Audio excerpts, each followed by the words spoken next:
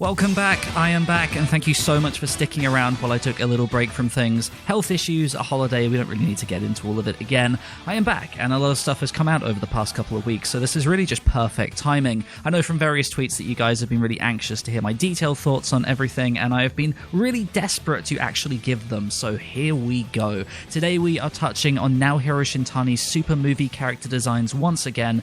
Last month I went over that first scan, which was pretty low resolution, so I mainly focused on the general posture of the characters. We now have those in HD, along with a whole host of new characters and old characters with brand new designs. So let's jump in with that initial reveal and kick things off with some of the more nuanced aspects of the designs now that we can actually see them. Starting with my favourite character, Vegeta, we can spot some pretty distinct differences between Shintani and Yamamuro's approach. The biggest difference from the get-go has to be the hair. For some reason, starting with Battle of Gods, Yamamuro began to draw Vegeta with very small hair that started above the ears. With these new designs, Shintani has brought the hair back down to the base of the ear, and the hair is significantly bigger, much like we see in the manga and in Maeda and Yamamuro's old designs from back on Z. The multi-layered hair shading that many fans dislike is gone entirely. We are back to black, and I couldn't be happier. Facially, in terms of the jaw shape, we have once again returned to a narrower look. In recent years, the jaw has tended to be a lot wider. The angle of it before it sort of meets the side of the face tended to be a lot longer, and therefore less steep. Here we can see the jaw is a little shorter. It's actually nowhere near as steep as the older designs. I think the width of the head is still a little bit too wide for my tastes, but I think with the absence of the shading that led to the much maligned bubbly look, it's not a particularly big deal. I think the only thing that I actively dislike is the neck area. In terms of differences, the neck begins from the jaw rather than behind the ears.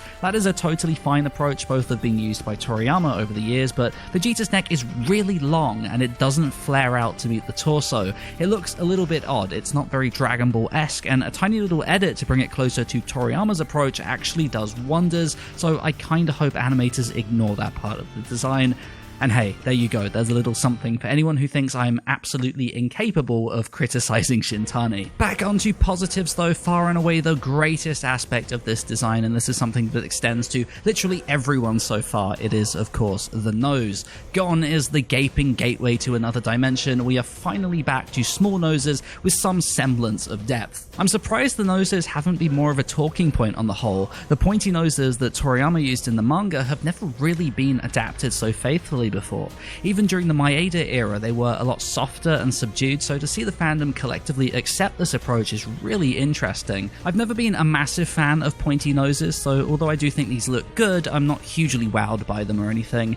The eyes, however, I absolutely adore. We've got the thick brows that I mentioned last time, and the actual eyes themselves aren't a series of ruled lines anymore. There's actually some curvature to the bottom line, which is just great for expression. What's interesting is that the Super Saiyan form is significantly softer than the base approach. The eyes swap from a mix of angles and curves to pretty much entirely curves, and the nose is much softer too. I'm fine with both approaches. I actually prefer this nose, but it's an interesting inconsistency. Goku, on the other hand, seems to go from a load of curves to a whole bunch of angles when he transforms. What stands out the most to me with these transformations is just how significantly the characters bulk up. We got a little preview of Goku's transformation from the side, and his biceps are massive and really defined, as are Vegeta's, and in particular his legs. He's rocking real Chun-Li thighs. We've seen characters bulk up when they transform into this form before. That was pretty much the defining aspect of Super Saiyan next to the hair when it debuted, but we've never seen a point made of it on the design sheets before. In the teaser trailer for this film, we see the mysterious bad guy expand as he powers up, so I kind of wonder if that aspect is intentionally going to be emphasized. If so, I think that's a great way of making these forms feel impactful again. Just seeing hair color change doesn't convey much, but when you can physically see the form change, there's that additional visual cue that something is different. In the last video, I pointed out that Vegeta had a much stockier build, and that I hope the height differences between the two returned to their old selves so that Goku was taller. We got ourselves a rear shot of the two this time, stood next to one another, and they are in fact brought back to their rightful positions, so that gets 2 thumbs up from me. Moving on to the new stuff, a recent V-Jump and Shonen Jump showcase the Arctic clothing for both characters. There isn't too much to be said here. This is essentially their base designs, but with coats on. I think the most I can say is that I really love how loose and naturalistic the fabric hangs off each character. It conveys so much with very minimal line work, and that takes a lot of skill. Personally, what I love the most is that these sheets actually have personality. They're not just characters stood in standard positions. That's a norm for a lot of shows, but rarely seen in Dragon Ball, so huge props to Shintani for that. I also think for anyone who is skeptical about the designs in any way, these new looks from different angles really do a great job of hammering home that this is still very much Dragon Ball. Goku and Vegeta haven't looked this great in a long time. I really do think the feature shapes and placement in these particular shots are bang on perfect. Next up, we have the reveal of a very familiar character at this point, Frieza. This is one of my favorite designs that have come out so far, yet it's probably been the most divisive because of the unconventional choices on the three-quarter view's face. I think most people at this point are very used to seeing Frieza with very angular sort of diamond-shaped eyes, whereas Shintani in this particular shot has gone for the shape that you pretty much only ever saw like once in the manga when Frieza first transformed. Personally, I like it. I think the hint of a brow and the intense frown lines make him look really grotesque and terrifying, which kind of sums up Frieza. Even if this is not your cup of tea though, I think it's pretty clear that this is just an expression. You can see in the profile shot that Frieza's eyes are the more conventional shape, so I wouldn't worry too much if you're not feeling it. I think what's thankfully unanimous is just how great the shape design is with his body. I cannot stand how Frieza has been drawn for the past decade or so. His head has always been huge and the body divided up into horribly stiff segments and overly defined muscles. Proportions are just totally out of whack and it does not look good.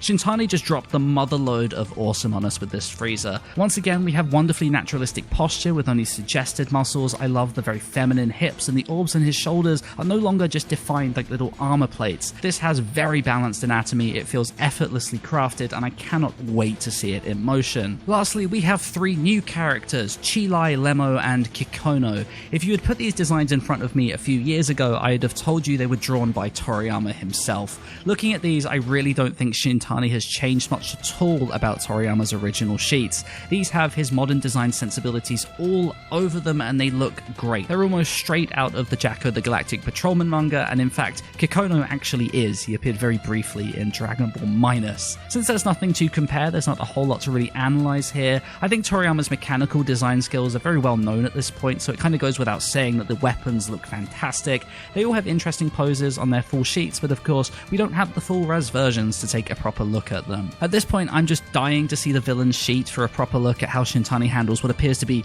a very jacked character.